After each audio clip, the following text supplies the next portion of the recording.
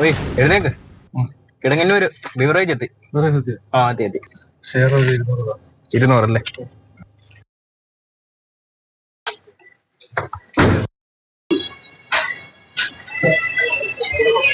മൊത്തത്തിൽ സെറ്റപ്പ് ശരിയല്ല. ലോക്കൽ കൗണ്ടറിൽ ഇത്രയൊക്കെ പറ്റൂ.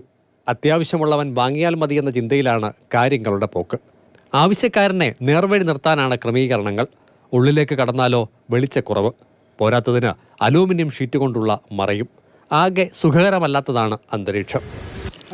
വേറും വൃത്തിയായിട്ടൊന്നുമില്ല. എത്ര രൂപ കൊടുത്താലും വേറും വൃത്തിയൊന്നുമില്ല. നീ വാങ്ങിച്ചു എന്താ ചെയ്യാൻ? തൊഴുത്തു പോലെ അല്ലയോ? തൊഴുത്തു പോലെ കിടക്കും. പറയാൻ വയ്യായിരുന്നു അവിടെ. നമ്മളൊന്നും പറഞ്ഞാൽ ശരിയാവത്തില്ല. സർക്കാർ വരുമാനത്തിന് വീര്യം പകരാൻ കൈ അയച്ച് സംഭാവന ചെയ്യുന്നവരോടാണ് ഇങ്ങനെ ചെയ്യുന്നതെന്ന് ഓർക്കണം. മദ്യവിൽപ്പന രംഗത്ത് കുത്തകയാണ്.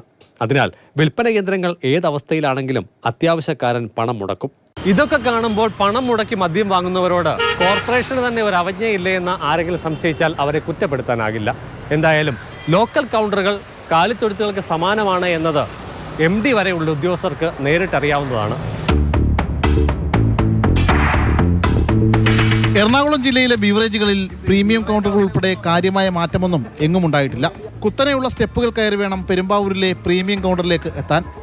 ലെൻസ് വെച്ച് നോക്കിയാൽ കാണാൻ കഴിയുന്ന രീതിയിലാണ് പ്രീമിയം കൗണ്ടറിന്റെ ചെറിയ ദിശാബോർഡ്. മുകളിൽ പോയി മദ്യം വാങ്ങി തിരികെ ഇറങ്ങുമ്പോൾ അവ പൊട്ടാതെ സ്റ്റെയർകേസ് മുഴുവൻ ഇറങ്ങി വരിക ആയാസമാണ്. നല്ല സ്ഥലത്ത് ഇത്രയും വരുമാനം ഇത്ര ടാക്സ് വാങ്ങിക്കുമ്പോൾ നല്ലൊരു ബിൽഡിങ്ങിലേക്ക് ഈ സ്ഥാപനം മാറ്റി നാട്ടുകാർ കുടിക്കുന്നവർ കുടിക്കുന്നത് അല്ലാത്തവർ കുടിക്കണ്ട. അത് കുറേ ആണ് കയറണം.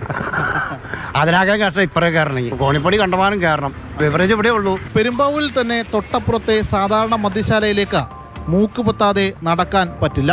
ഇരുട്ട് നിറഞ്ഞ ഇടത്തിലെ സ്റ്റെപ്പുകൾ കയറി വേണം ഇവിടെയും അകത്തേക്ക് കടക്കാൻ.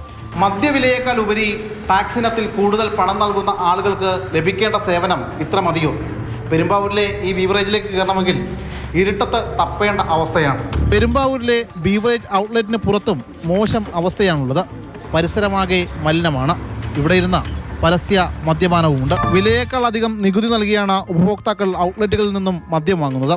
എന്നാൽ അവിടെ ലഭിക്കേണ്ട മിനിമം സൗകര്യങ്ങൾ ഇനി ആരിൽ നിന്നാണ് കിട്ടുക? News desk, Mathrubhumi news.